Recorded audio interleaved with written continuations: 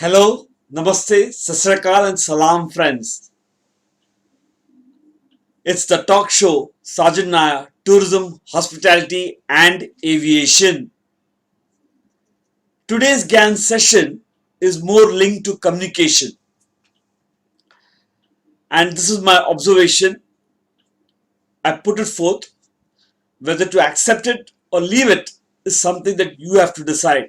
But do definitely give it a thought. अब हम Indian हैं, इंडिया में बड़े हुए और हमसे बचपन से कहा जाता है कि भाई हमारे कल्चर में है गुरु शिष्य परंपरा, और हमारे कल्चर में है कि हम बड़ों को रिस्पेक्ट करें। इतने हद तक है कि जिस तरीके से हम बुलाते हो हमारे एल्डर्स को, चाहे वो 5 साल या 10 साल भी बड़े हो हमसे, तो हम उन्हें नाम से नहीं पुकारते। ठीक है, हम उनको काका बोलते हैं, मामा बोलते हैं। क्यों? क्योंकि हम रिस्पेक्ट देते हैं, वो एक इज्जत देते हैं हम उनको कि वो हमसे बड़े हैं। वो इज्जत को हम जताने के लिए, सिर्फ सोच में नहीं है, हम जताने के लिए हम सामने से कहते हैं काका, मामा, so on and so forth. और आज के मॉडर्न डे में वो जाकर बन चुका है अंकल। तो किसी को भी सामने से देखो, अंकल बुला लो। मुझे इसमें से कोई आपत्ति नहीं है कि भाई आप किसी को काका, चाचा, अंकल बुलाते हो, वो भी आप ये आइडियोलॉजी रखकर कि आप उनको इज्जत दे रहे हो। देखिए, बात समझ लीजिए, इज्जत दे रहे हो। लेकिन आजकल एक ट्रेंड ही कुछ अलग है। क्या हम ये करना चाहिए? That is a question, that's what I put fourth in the public. मैं 30 साल का औरत हूं, मैं शादी हो चुकी है, मेरे पास 5-6 साल का बच्चा है जो कि फर्स्ट या सेकंड ईयर में जाते हैं।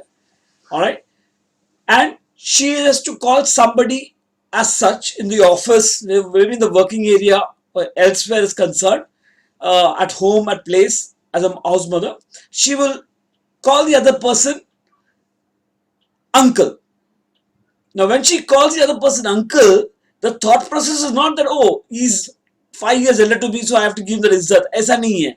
वो अंकल इसके लिए बुला रही है, सोच इसके पीछे ये है कि मैं तो सिर्फ 30 साल की हूं, मेरे पास तो सिर्फ 6 साल का बच्चा है, मैं तो अभी यंग हूं, वो 40 साल का है, तो मैं उसे अंकल बुला, मेरी हक बनता है उसे अंकल बुलाए। वाह भैया, क्यों हम लोग काका बुलाते हैं? इज्जत देने के लिए। और यहां पर हम ये अंकल बुलाते हैं।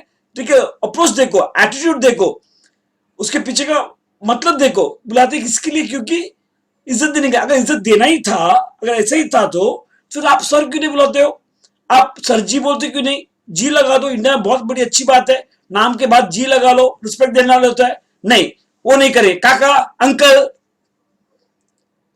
Guys, it's a basics of communication. इज्जत दो एंड हैव अ राइट सोचने का तरीका रखो। वो झलकता है जब आप बात करते हो, आपके बॉडी लैंग्वेज में, आपके फेशियल एक्सप्रेशन में, जिस तरीके से आप एड्रेस करते हो। क्या हाँ मैं किसी को भी सरजी बोलने में, पानीपुरी वाले को कैसे बुलाते हैं? लड़कियां, यंग लड़कियां, 19-20 years old girls, young girls, educated girls, how do they call? This is how you call a person, calling another human being. Come on guys, we are far more better. If you're calling someone uncle, have the respect of the person and then call it. Otherwise, you always have sir, you always have madam. In India, we have so nice, so beautiful G.